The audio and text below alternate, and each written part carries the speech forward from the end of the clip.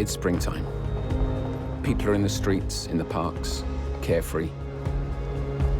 And yet behind the scenes, the climate is becoming more and more unstable. A large part of the planet could become uninhabitable by the end of this century. Sometimes I want to scream. For more than 15 years, I've been trying to make a difference. Films, books, protests, the Citizens' Climate Conference. It's time for politicians to do their job. I've even helped take the French state to court. I call on everyone to go to the website for the case of the century, to keep signing. Gradually, I've come to understand what we'll need to achieve in order to face the greatest challenge humanity has ever known. Now is the time to make a plan that will change everything. Throughout my journey, I've met with men and women who are fighting back and taking on existing power relations, who are preparing for inevitable change, and who, above all, are building a new world to enable the regeneration of our forests, our oceans, our economies, our democracies, our lives. And that's the story I'm going to tell you.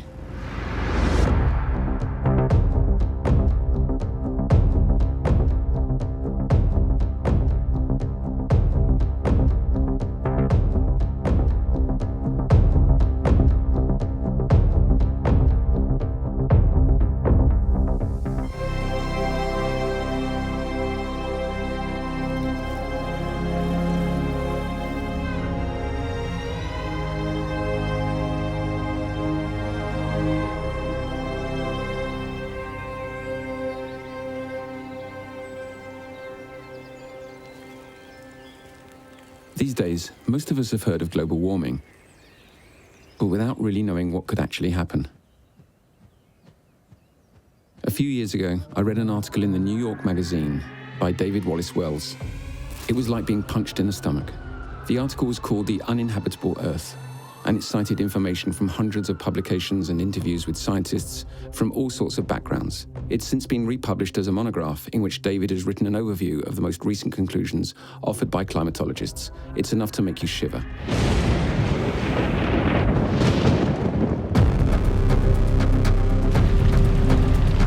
The situation is worse, so much worse than we imagine. Our planet has so far only experienced a temperature increase of 1.2 degrees, and already our news channels are filled with stories of fires, heat waves, and powerful hurricanes. A rise of more than 2 degrees will lead to droughts that will have serious consequences for the Mediterranean, as well as a large part of Central America and almost all of South America. The world could face even greater vulnerability and insecurity in terms of food provision. As harvest yields dwindle and productivity declines, societies will crumble. The greatest estimations of what might happen in the next 30 years, according to the UN, could be even worse. 1 billion or more people living below the poverty line will have no choice but to fight or escape. The Earth could reach a tipping point that leads to a climate cataclysm in just one generation. It's our responsibility to avoid such a catastrophe, and ours alone. Dear David, it would be a pleasure to meet you in person.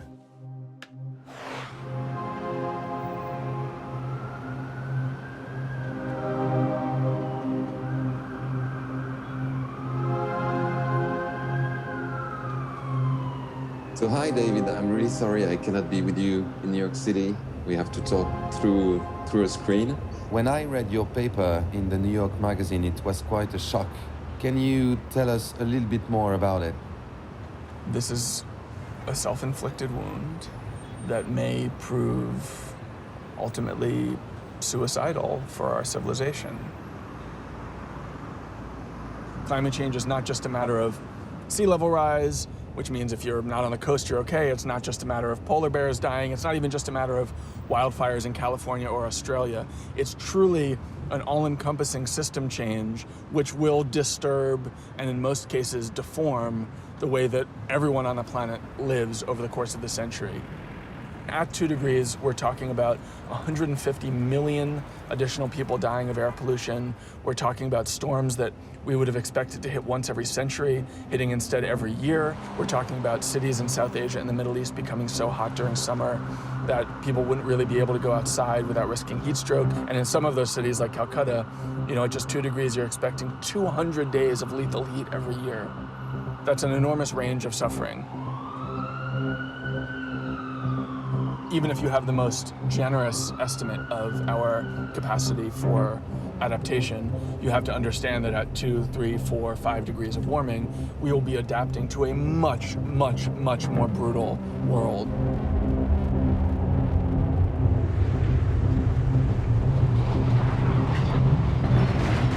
$600 trillion in climate damages, which would be double all the wealth that exists in the world today, probably at least twice as much war as we have today, because all of these transformations and disruptions also are problems for state stability. Heavenly Father, please help us.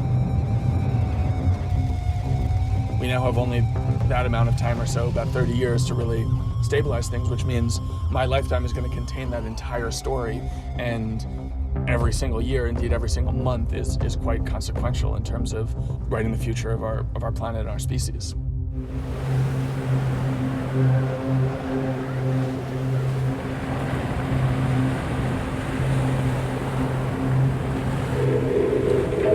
What David Wallace-Wells describes isn't a prediction he's plucked from thin air. It's the result of work compiled by thousands of climatologists, like Christophe Cassou, one of the main authors of the 6th report from the Intergovernmental Panel on Climate Change, the IPCC, which was published in 2022. We'll have a clearer vision in 2 days. A team from the French National Centre for Scientific Research aboard the Marion Dufresne is taking hundreds of deep water temperature and CO2 samples. By comparing the temperature of the surface of the water with that of much greater depths, they can measure climate evolution over the past years.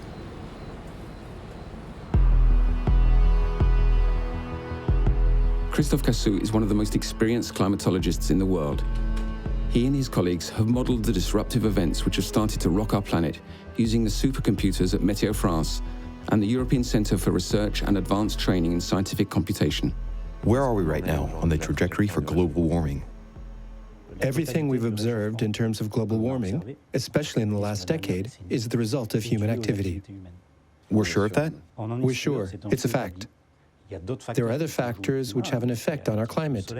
Solar activity, the position of the Earth in relation to the Sun. Today we know that these natural factors don't explain the global warming levels we've observed since the beginning of the Industrial Revolution, and particularly in the last few years, when temperatures have increased by a little more than 1 degree compared to 1850, which was the beginning of the Industrial Revolution.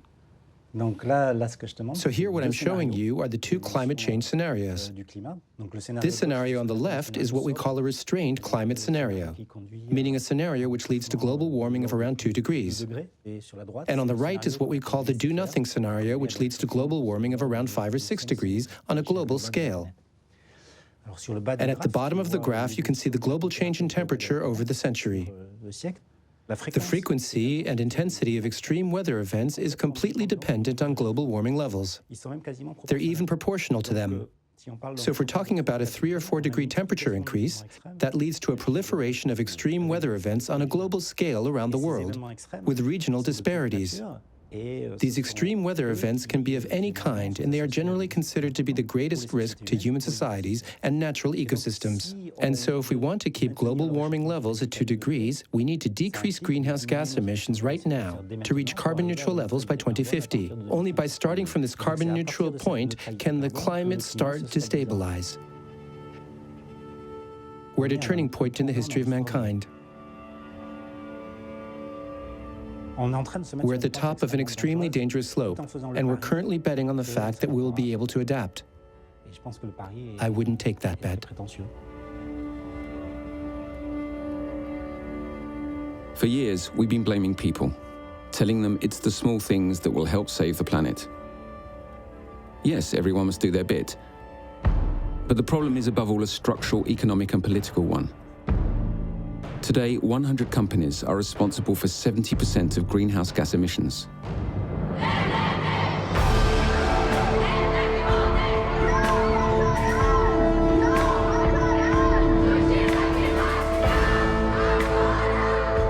So all over the globe, people, especially young people, are starting to rise up and ask more of their political leaders.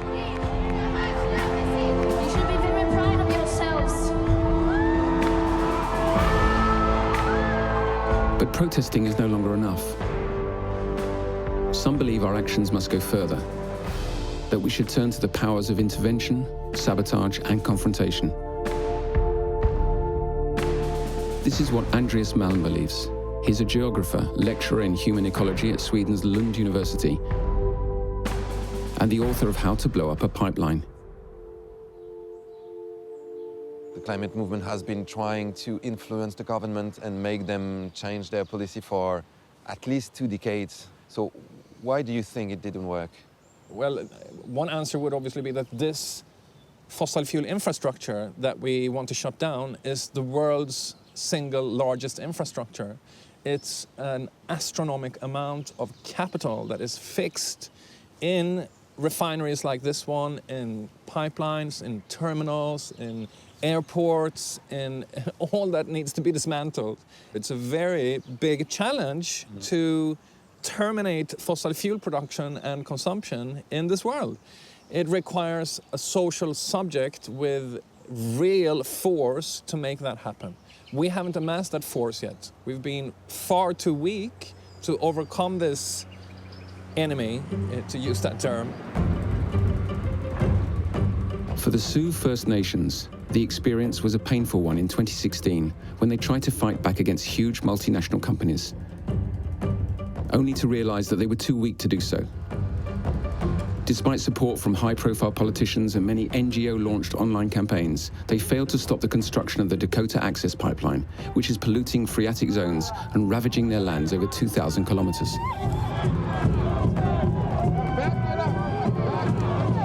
You will pay for your sins! Fuck you all! Mother Earth is sick and has a fever, and that's that statement that we made is that Mother Earth is the source of life, not a resource. The Dakota Access Pipeline would have the same impact on our planet as adding 21 million more cars to our roads. The future of energy in this country is not more oil, it is not more pipelines, it is not more carbon emissions, it is the transformation of our energy system away from oil, away from pipelines, and away from carbon. If you look at movements in history, but also in recent times that have been relatively successful in reaching their goals, those movements have always contained an element of more militant struggle against slavery in the US, the struggle against apartheid in South Africa, the various movements against dictatorships around the world in the past decades, such as the Arab Spring protests. The suffragettes who campaigned for a woman's franchise right to vote on the same basis as men, they worked for decades with legal means, with peaceful methods, and they didn't reach their goal. So they stepped up and smashed windows systematically. They set post boxes on fire throughout London, and they started bombing all sorts of targets while making sure not to kill any people. But they had some really serious bombing campaign. Well, Gandhi said, in terms of social change, that first they ignore you, then they laugh at you, then they attack you, and then you win. And we're clearly in this attack phase.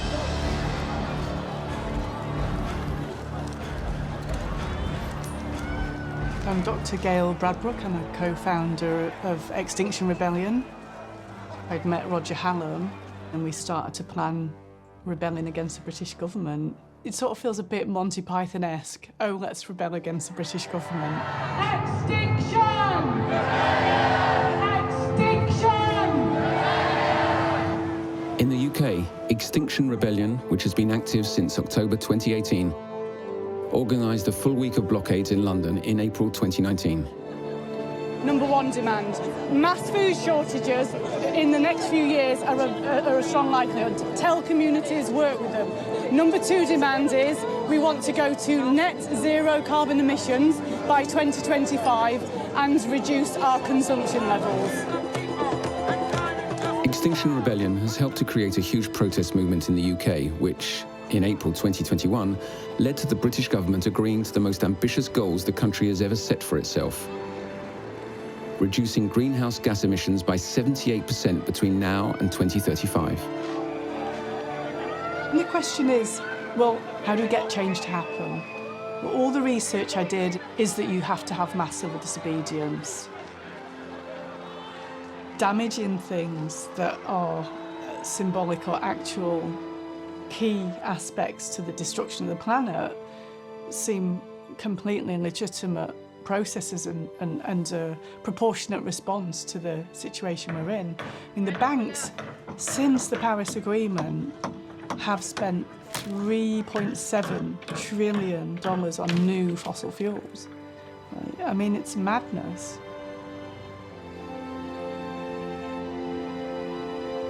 They've committed crimes against humanity, those in the banks and the finance system.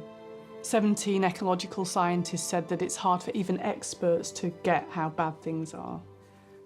I guess I picture a time that is happening where human beings wake up to our responsibilities to the world and our relationship to the world and to our own being and our own purpose.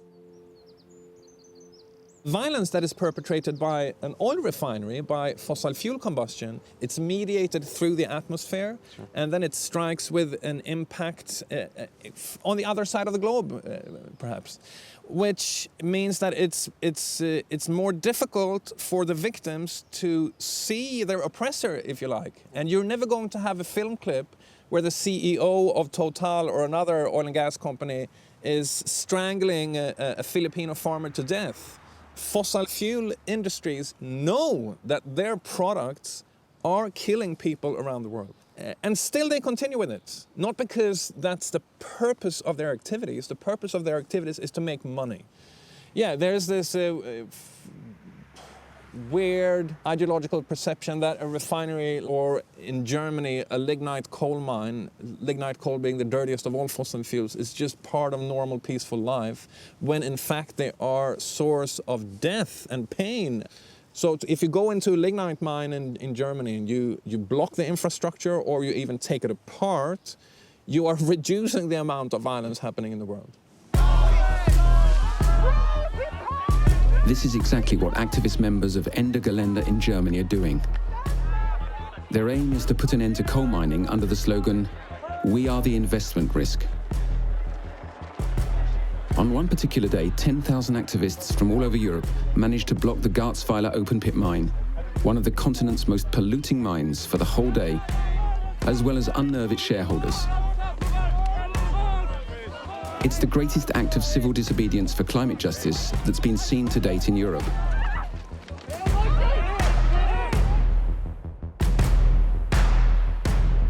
Catherine Henneberger, one of the original Ende Gelände activists, is now an elected member of parliament, where she continues the fight.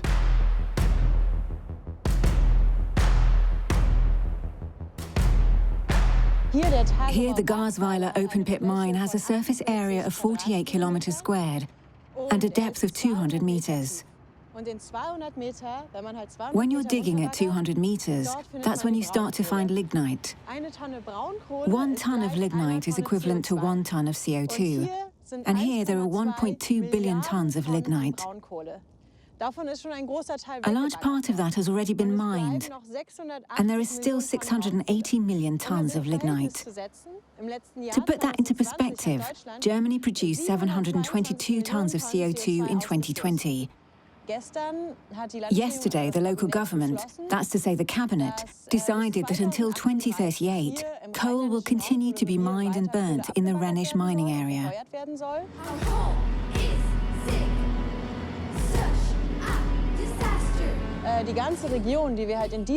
They wish to continue destroying the whole area you can see in this direction.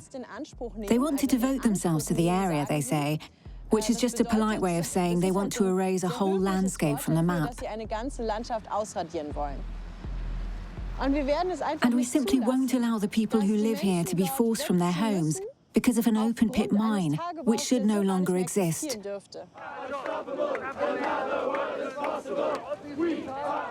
These fighters not only stopped a mine functioning for 24 hours,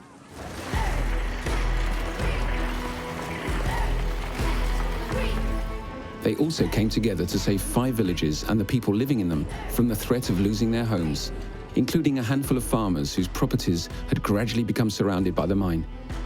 In a further 2 villages, the fight continues.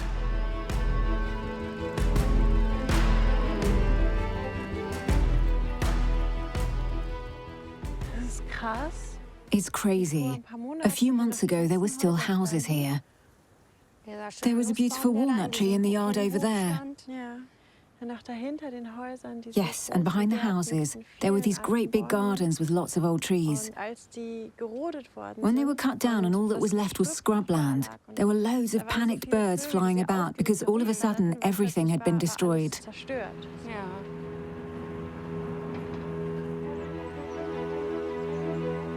These activists also saved hundreds of hectares of the Hambach forest, which is over 12,000 years old and already 90% destroyed by the mining industry. Around every village, even the smallest bit of forest is occupied by pockets of resistance.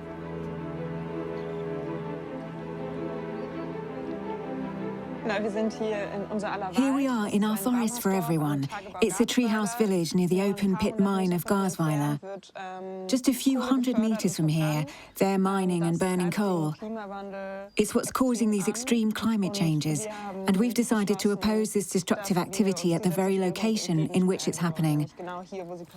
We also believe that the climate crisis cannot be solved under capitalism. That's why, as well as opposing the production of electricity through a coal supply chain, we also want to develop and spread the word on alternative social solutions to capitalism. Okay, let's get started. Who wants to cook tonight? I'll do it. I can help. Yes, I can help too. Great. Who wants to wash up? Tidy the kitchen?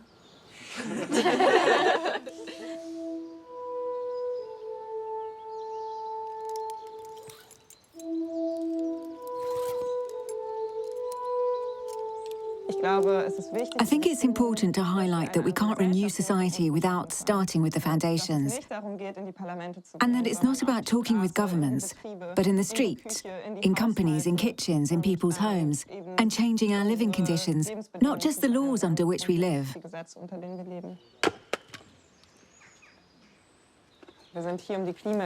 We're here to end the climate crisis, and that's what's brought us to this tiny little bit of forest.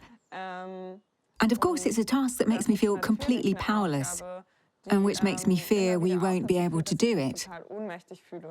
It's a little bit like being in a room in which the walls are gradually caving inwards. Of course, you could say that it's crazy to try and push the walls back, but it would be even crazier not to do anything at all.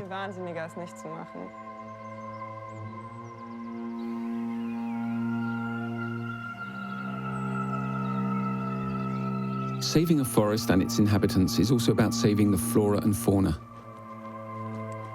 In the last 50 years, 68% of vertebrates have been erased from the surface of the Earth, including more than a third of bird species and 75% of flying insects in Europe alone.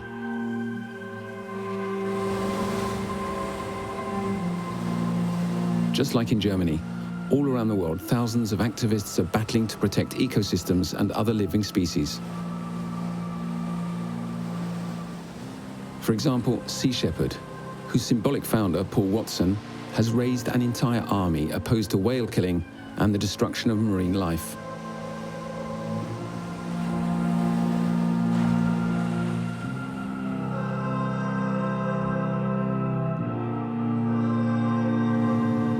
Lamia Essimlali and the Sea Shepherd team have been leading an operation in Mayotte since 2017.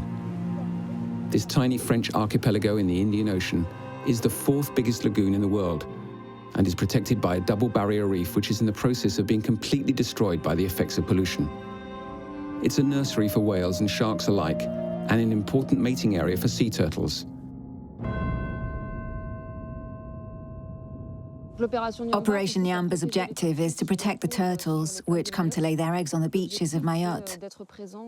The aim is to maintain a presence on the beach between dusk and dawn to protect as many turtles as possible from being poached, killed with machetes, and sold on the extremely lucrative black market. The turtles perform a very practical and important job in the area. It's thanks to their feeding rituals that the lagoon can breathe. If the turtles are no longer part of the ecosystem, that has a knock-on effect on other species, which also begin to disappear. Poachers know the area extremely well, so they're good at staying out of sight. They pick out the turtles they want to kill, sacrificing the next generation in the process, because they always kill them before they've laid their eggs. They start by cutting off their flippers. It's a really atrocious way to die. They cut them into pieces whilst they're still alive.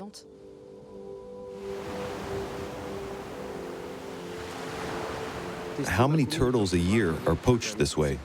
It's difficult to say, because they don't kill the turtles on site. They take them inland. Yes, last year they caught some poachers red-handed with a live turtle in the boot of their car. Yes, in the boot of the car, that's it.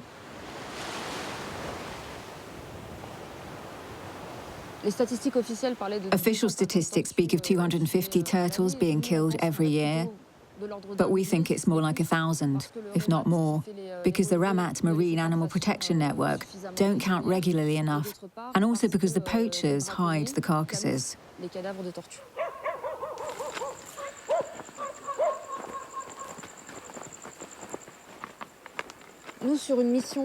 On an average 4-month mission, we count and watch over between 400 and 600 turtles. They collect them and throw them here. See?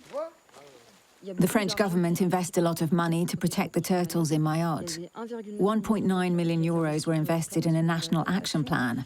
And that money could completely eradicate the poaching problem if it was spent intelligently. But instead it's being used to give subsidies to people who say they're working to stop poaching activities, when that's not true at all. It would be easy to completely eradicate poaching in Mayotte. You just need a constant protective presence on the beaches.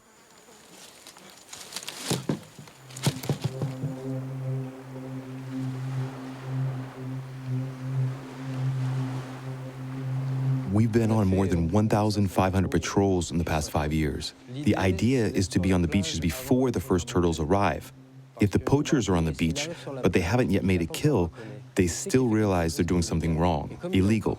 But they tend to scamper when they see us, if they haven't yet done anything wrong. The only times we've ever had problems with them is when they've already killed a turtle. That's when they become aggressive. The boat from earlier has headed off.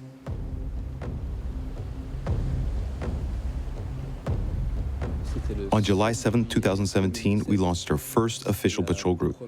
There was a very strange atmosphere to it, pretty somber. We quickly came across a turtle that had been killed. Hey, what are you doing?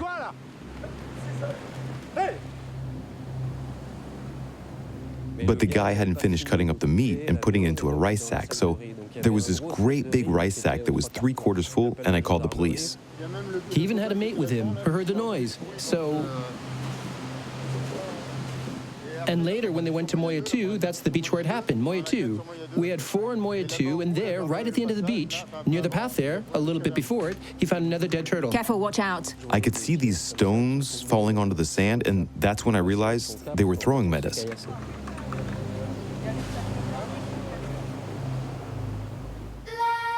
Since then, Sea Shepherd's volunteers have saved hundreds of turtles. The fate of those who live on this island and that of the turtles are linked. Knowing our presence is helping keep so many turtles alive is the most beautiful reward there is.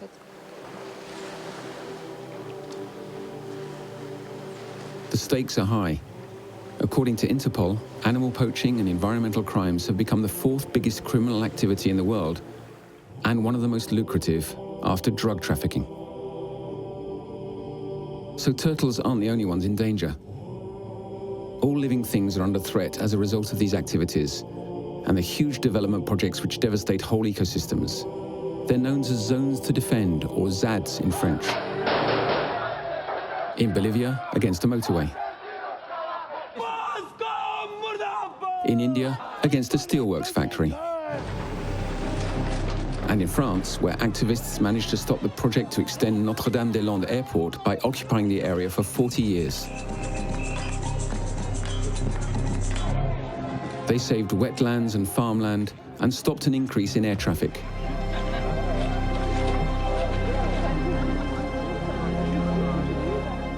But are all these actions, however heroic they may be, enough to fight back against the steamroller of capitalism, which is destroying the planet? Some activists believe we should also be appealing to the justice system and using it to force authorities to take global measures that will have greater scope and impact. There are 610 ongoing lawsuits across the world, 2/3 of which are being processed in Europe and Australia. Some have been successful, like in Pakistan or in Ireland. In the Netherlands, Marianne Minesma runs the Ogenda Foundation, one of the first organizations of its kind to successfully take on the state. As a result of this civic victory, the Netherlands has passed an ambitious climate law, which aims to reduce greenhouse gas emissions by 60% by the year 2030. A similar lawsuit has also taken place in France. In February, the courts announced that the French government has not respected its commitment to the reduction of greenhouse gas emissions. Today, it's been ordered to fix its mistake. The administrative court will not legislate on how this is to be done, but has fixed a deadline of the 31st of December 2022. This is a great victory for the NGOs and the 2,300,000 citizens who have been involved in what is known as the case of the century. The first thing we would like to say is that today is confirmation that we were right to go ahead with this lawsuit a couple of years ago. The state's grave lack of responsibility has been recognized, as has the ecological harm done. So this is an important victory and gives us great pleasure. In a few weeks, we hope that this verdict will perhaps lead for the first time to a whole country accepting the financial and societal consequences of its inaction in terms of climate change. In 2021, the French state was sentenced to repair the damage and reduce its emissions by 15 million tons. Otherwise, it would have to pay. But can the justice system lay down the law where the state is concerned? To profoundly transform our societies, we need a strategy which brings together power struggles in all their forms. Marches, interventions, civil disobedience, lawsuits. But we also need accounts of new and positive pathways for the future that can convince hundreds of millions of people.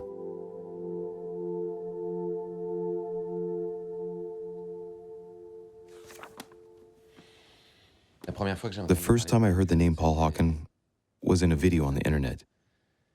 He was a lectern addressing a crowd, and I think he said one of the things that has had the greatest effect on me in my life as an activist, and may even have played a part in my future actions. He said that we're all part of a movement that is much bigger, much deeper, much more powerful than anything we could imagine. It flies under the radar of the media by and large. It is nonviolent. It is grassroots. It has no cluster bombs, no armies, and no helicopters. It has no central ideology. A male vertebrate is not in charge. This unnamed movement, you can clap for that, the unnamed movement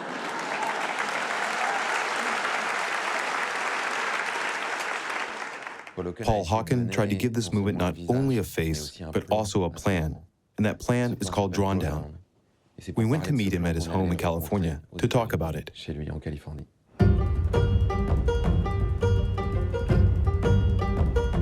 In his books Drawdown and Regeneration, Paul Hawken and his team offer dozens of inspiring solutions for every industry.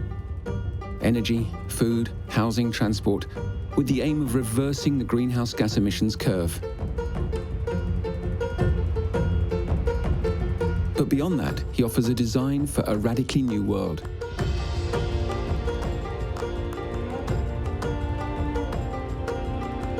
Paul Hawken is a visionary economist and has remained one of the most well-known figures in ecology in the US since the 1970s.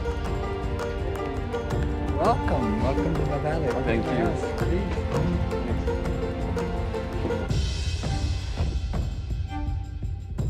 There are multiple questions I would like to raise with you. The first one is what we can do facing the situation, The choice I think we face right now as humanity is, are we going to steal the future, which is what we're doing, or heal the future? And both of those are economic activities. Mm-hmm. And the only way we can create full employment, meaningful employment, jobs, and work that gives people a sense of purpose and meaning and dignity is to pivot away from extractive, taking, making, wasting economy to one that is regenerative. And for me, regenerative thinking is very simple, which is life is at the center of every action and decision. What does this do to life? Does this increase life or decrease life? And most people, when they wake up every morning, they have to take care of current threats. That is food security, their children, safety, clothing, warmth, education, health. So unless the climate movement shifts and starts to address current human needs, we will fail. And the irony of that is that climate solutions actually create a much better life for everybody, except maybe, executives of fossil fuel companies. I mean, they make a better life. And yet somehow that connection has not been made. How to make people do that? How do you give them the energy and the feeling to do it? The most important thing to understand is that the changes that are required are local. They're regional. They're where we live and where we work and where we engage with other people. I mean, in Drought we had the top 10 solutions, but actually that's not true. They're not the top 10 solutions. The top 10 solutions are the ones that make a difference for you. And when you're enthusiastic and engaged and joyful or about what you do, other people, gonna get involved or listen to you. We know from neuroscience, action changes people's beliefs. So go act. The most important thing you can do is do. Drawdown is one of the most ambitious plans for reversing the effects of climate change. It was established by 70 researchers from different disciplines and offers 80 separate solutions, organized from the most to the least effective. Restoring our tropical forests is one of the top 5 solutions. Rewilding a part of the planet and letting nature re-establish itself is an essential component of a new pathway for the future.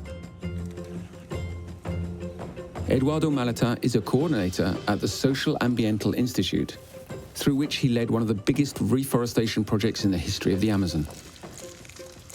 Thanks to his Mavuca technique, he can plant many thousands of trees per hectare, as opposed to just a few hundred trees through more modern methods.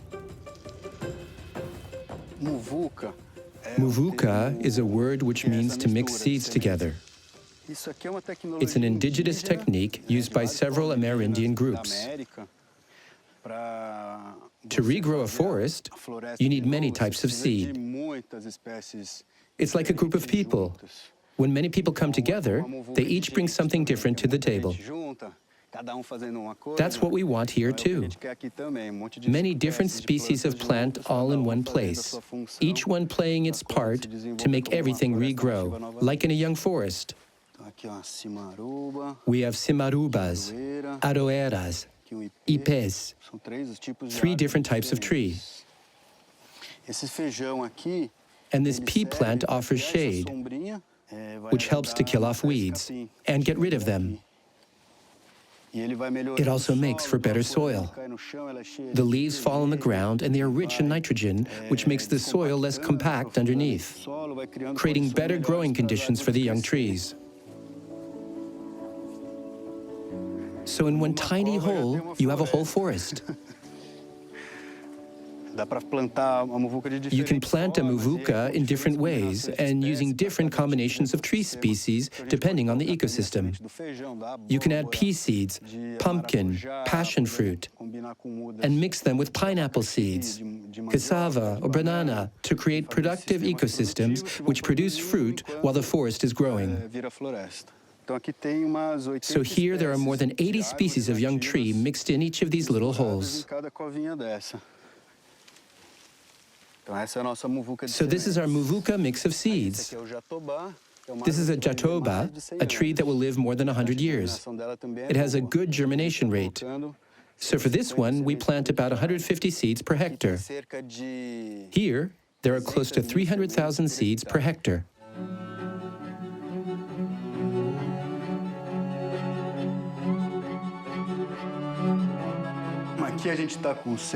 Here, we have roughly 10 tons of seeds covering 144 species, which is enough to restore 500 hectares of forest. The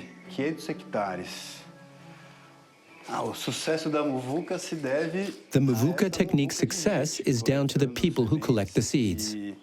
They use the knowledge passed down to them from their grandparents and teach it to their own children.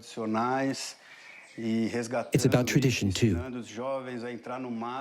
They teach them to collect the seeds in the forest and also what each type of wood can be used for, how to locate a remedy, what's edible, what the animals eat.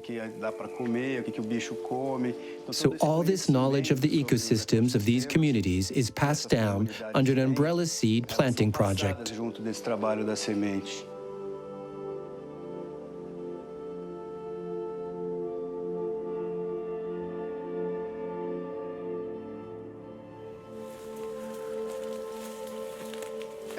Ten years ago, there wasn't a single tree here. Without a people Muvuka, there's no seed Muvuka either. Using their Muvuka technique, Eduardo and his friends will replant 73 million trees along a deforestation curve which crosses 5 Brazilian regions. According to the drawdown team, that's 304 million hectares which will regrow to become vast forests once more, and they will absorb a large part of the carbon in the atmosphere.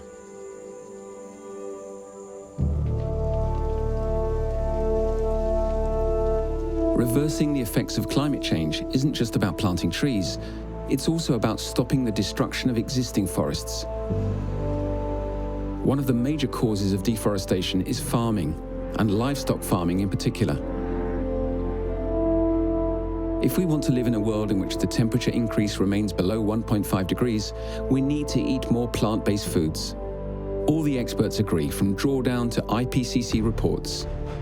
We need to reduce our consumption levels by 2/3. In the French town of Millau, the council's catering services are managed by Julien Aiguille, former sous-chef of a Michelin-starred chef, who started a revolution in better eating habits by offering 2 or 3 alternative meals a week to local schools. The aim in the beginning was to create a closed-loop system that was as local and as organic as possible. We prepare 1,300 meals a day, so that's a colossal undertaking. Today, we use more than 30 local suppliers within a maximum of between 40 and 50 kilometer distance from our kitchen. What helped convince people was showing them that the homemade dishes we were preparing were for the school canteens. So it was their children and grandchildren, all the children in the area, who were going to benefit from it.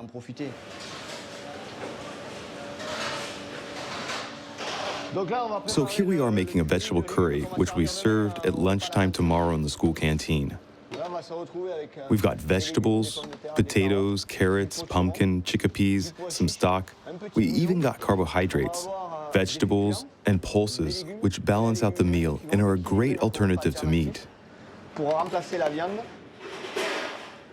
Right now, we make 2 alternative meals a week. The idea is to eat less meat so that we can cook with better quality meat that's both local and organic.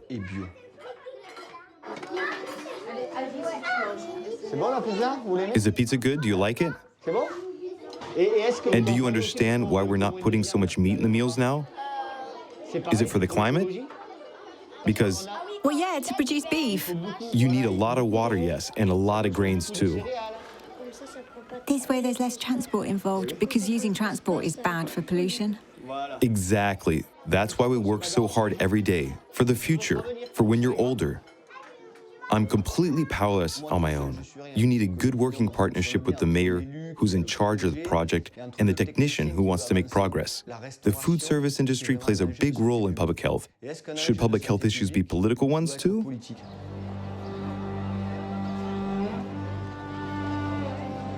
On a grander scale, Brazil has decided to tackle the problem head-on.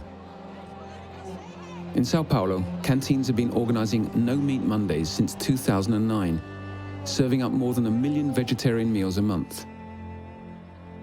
Recently, several towns in the state of Bahia have launched a vegetarian pilot project. Thanks to magistrate Leticia Baird, 23 million meals are served each month with zero animal products in them. It's a world first.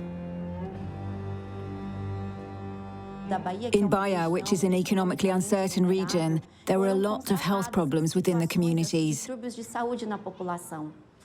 We noticed a lot of school pupils were extremely thin, whilst another part of the population suffered from the opposite problem and were either overweight or suffering from child obesity. That was the context in which the pilot project was set up. It's a project which involves replacing more conventional menus, which are unhealthy and generally composed of ingredients from processed animal products, with healthy, locally produced ingredients from small producers, which are rich in plant products and vegetables that people traditionally eat in this region.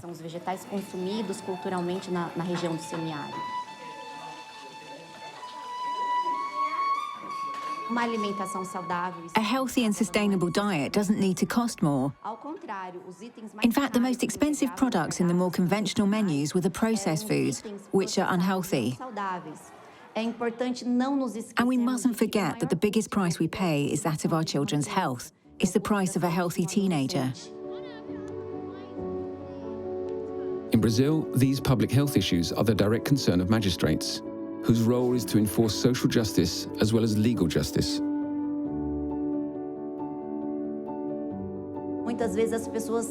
People often underestimate the effect local actions can have on transforming a situation on a large scale.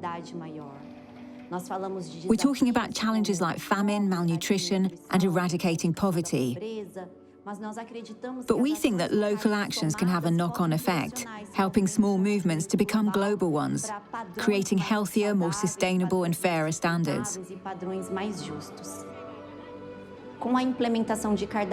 By producing healthy menus twice a week, we're reducing greenhouse gas emissions by 17%.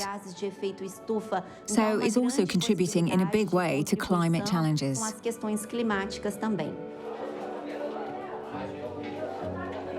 This initiative proves once again that it's possible to change even our most solidly entrenched habits.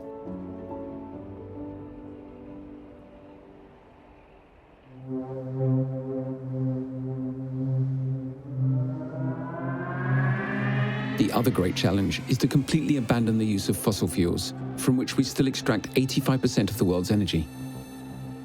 The giant global switch to renewable energy sources, particularly wind energy, is also one of the top 5 solutions in the drawdown plan.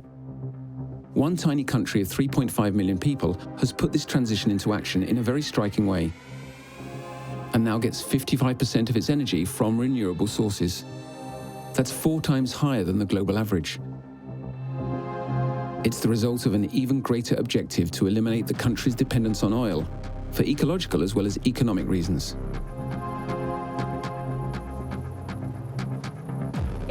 In Uruguay, we're proud that wind power is a part of our energy matrix. There's no doubt at all that wind energy is much more respectful of the environment and less polluting than nuclear energy.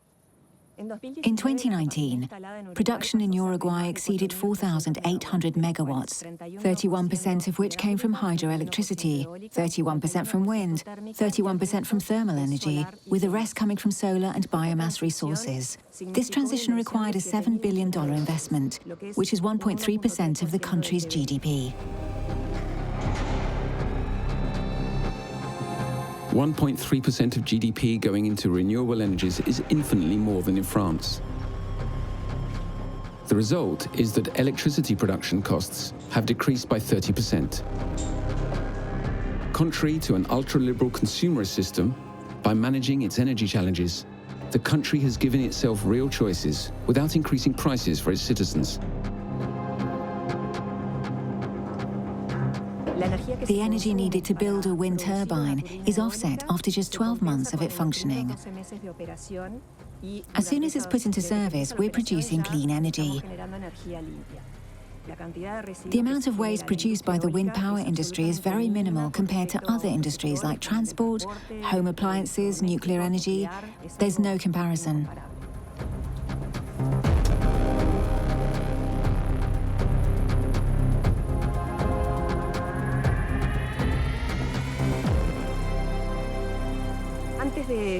Before building the wind farm, we studied the impact it might have on the environment.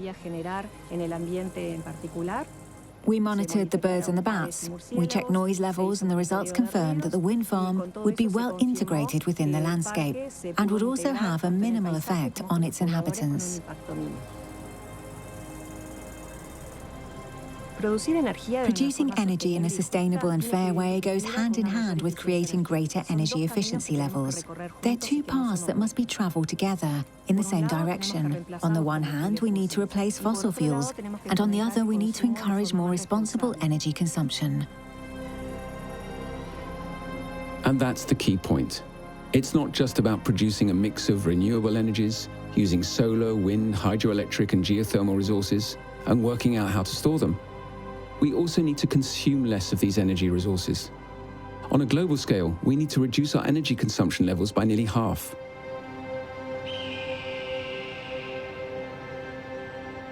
Ultraliberalism is a gash on the face of our planet, bleeding out in the name of profit, destroying ecosystems and destabilizing the climate. Humanity has reached a turning point. It needs to both halt this catastrophe and write a new future for itself built on moderation, social justice, and a new type of connection between all living things. We've already wasted too much time, and certain irreversible phenomena have already been triggered. We must learn how to overcome and adapt to the consequences of climate change.